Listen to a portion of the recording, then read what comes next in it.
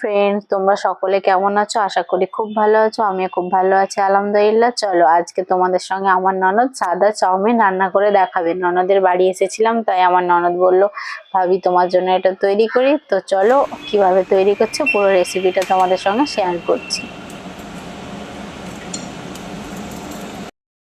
দেখো এখানে জল বসিয়ে দিয়েছে, গরম জল। গরম জল ফুটে উঠলেই চাউমিনটা এর মধ্যে দিয়ে দেবে।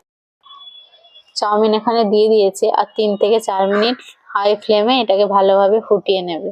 আর ফুটিয়ে নেওয়ার সময় তোমরা যদি এর মধ্যে একটু সাদা তেল দিয়ে দাও তো চাউমিনটা খুব ঝরঝরে হয়। আর এইদিকে দেখো চাটু বসিয়ে দিয়েছে, এখানে প্রথমে এক এক করে সমস্ত সবজিগুলো ফ্রাই করে নেবে।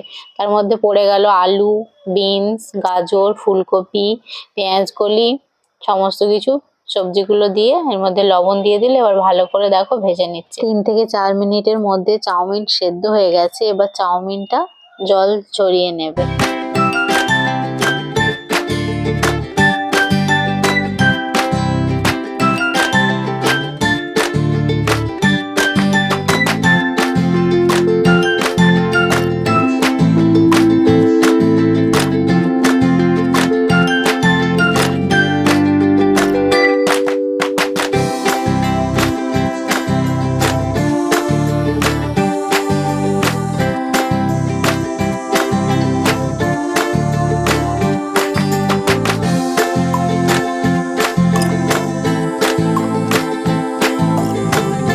তোমরা তো দেখলে অল্প একটু কড়াইয়ের মধ্যে তেল দিয়ে তার মধ্যে লবণ দিয়ে চাউমিন ভালোভাবে নাড়াচাড়া করে সমস্ত সবজিগুলো দিয়ে দিল।